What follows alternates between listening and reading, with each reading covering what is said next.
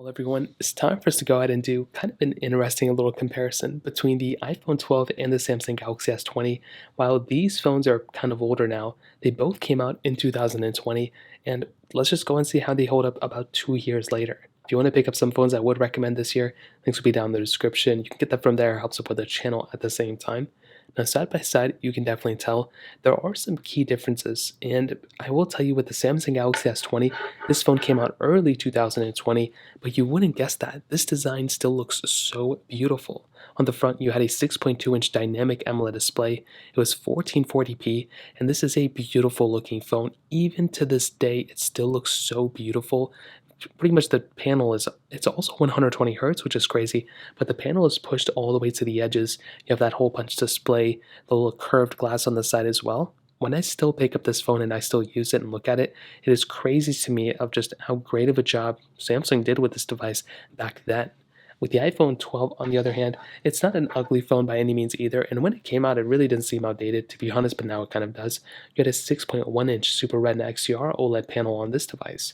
Now, this phone, I will argue that, the panel itself is still very good. It still looks great. You have the flat sides, which look really nice, but that notch up top, as well as only 60 hertz, kind of gives this phone a weirder impression. Something like the Galaxy S20 definitely has lasted better and aged better than the iPhone 12, but I will say software updates and other things like that kind of go for the iPhone 12. We'll talk about that in a second. But the rest of the body, at least with the side, you can kind of see as well here. The iPhone 12 has that, kind of flat side, which looks very nice. The Samsung Galaxy S20 has this kind of like curved edge to it, so it kind of curves inwards, which feels kind of like it gives the impression that it's much slimmer than it is. With the iPhone 12, it definitely feels like a thicker phone, when in reality they're probably the same thickness. If not, the Galaxy S20 is probably thicker at its thickest point. On the bottom, you have a USB Type-C port on the Galaxy S20, a Lightning port on the iPhone 12. You have a micro SD card slot on the Galaxy S20 as well, which is another big advantage for that phone. The fact that that phone has that much I/O, from a phone that came out so many years ago, 2 years ago, well, it's not even that old. It's actually really awesome. Now, on the back, you're also getting this kind of interesting setup. So, like I said, the Galaxy S20 looks better on the front. The iPhone 12 looks better on the back. The Galaxy S20 had one of the ugliest backs I've ever seen on a phone. I don't even know what they were thinking with this product, but you do have that triple camera setup on the Galaxy S20. iPhone 12 has that dual camera setup. Glass on the backs, they feel almost identical, like there's not really one advantage over the other one. You do have wireless charging on both, IP certification on both as well, but the Samsung Galaxy S20 does actually have reverse wireless charging. So, if you have the setting on, you can just slap your phone on the back or slap another product on the back. And I think even the Galaxy watches, and you can charge them via your Galaxy S20, which that in and of itself is an amazing feature. So, at the end of the day, I definitely do think the Galaxy S20 does have more flagship features, and it's kind of held up better overall than the iPhone 12 in terms of features and the hardware. But the software, I think, is held up better on the iPhone 12. Now, what do I mean by that? Personally, I like One UI. I think One UI has a ton of features built in, but Samsung has still not supported, for some reason, my Galaxy S20 on One UI 5. So that is kind of an annoyance. It's like all these Samsung phones get different features at different times. Unfortunately, for Samsung, iPhones end up getting the same software update the same day. So if the iPhone 14 Pro Max gets an update, the iPhone 12 will also get an update that same day most of the time. So I don't really know what Samsung is doing there, but there's really not too much we can do from that point. But the iPhone 12, I think, does win in the software standpoint. Now, let's go and do a speed comparison between them.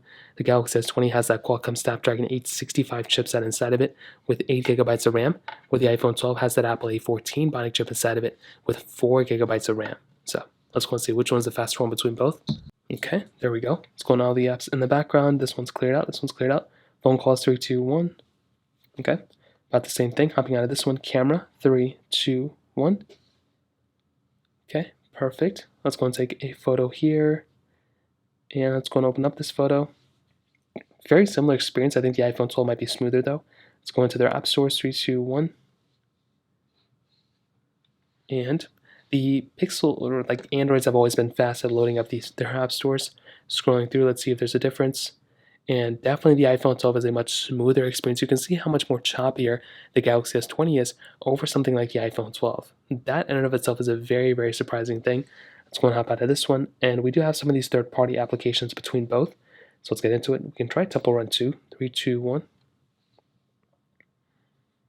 Now, a game like this isn't even that massive, but there's also a lot of differences. Like you can see right here, not too sure why we got those many pop-ups on both of them. So let's go and hop out of this one. It was very annoying. Let's go and get into the next one, which can probably be Snapchat, which I don't have. Facebook 3, 2, 1. Okay, two different pop-ups. Both are fairly fast for the most part, probably more similar than not. Fruit Ninja 3, 2, 1.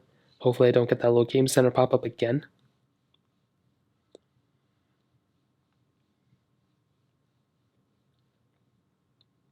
And almost identically the same.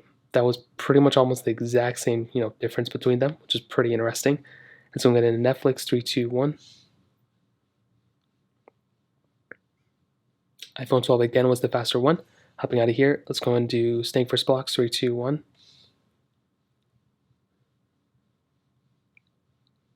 Okay, Galaxy S20 was the faster one here. Getting into some gameplay, let's see what the differences are here. And pretty much the same thing, hopping out of here. Let's go and do Temple Run, the original one, 3, 2, 1. Totally messed that one up on the iPhone 12. I kind of wish I didn't do that, but I guess it wouldn't have worked anyway because they were in two different spots. So I'm going to hop out of this one. And to be honest, I played a lot of games on both these phones. And throughout my whole entire experience, there's been lots of advantages, lots of disadvantages. I would say the Galaxy S20 is still a pretty powerful phone. But there's something about the iPhone 12 that does actually give me kind of a better, smoother experience, even though this phone has a 60 hertz panel over the 120 hertz on this phone. So in terms of performance, it kind of covers it up for the most part. Now, in terms of the cameras on the back, this was another big advantage, I would say, for both these phones. So within the iPhone 12, you're getting that dual camera setup, a wide and ultra wide camera. The Galaxy S20, you're getting a triple camera setup, a wide, ultra wide, and telephoto lens. Both can do 4K at 60 on the back and the front, but the Galaxy S20 can do 8K videos, which that in and of itself is crazy in my opinion. Now with the Galaxy S20, this type of product, I mean, you're getting still, I would say, a very good camera. I've compared this camera to all the new Samsungs for the most part, and this one is still very good for the most part. 0.5x zoom, you're getting 30x zoom, which most of it is additional zoom for the most part, but it is still a very good camera. Like this thing has not only really good sensors, but it also has, video mode, and it has a lot of modes under this more mode. And you can see we have things like Pro mode, Panorama mode. We have so many features. We have so many features built within here, and we can even click this plus button, and we can even drag and drop. Let's say we want portrait video down here. We can drag and drop portrait video down here and just keep adding more features down there, which is so beautiful. So when it comes down to it, this is a very good camera still, and I think it holds up very, very well still to this day. With the iPhone 12, on the other hand, I still think this is a very good camera too. So you can pretty much do everything you'd want to with this type of product.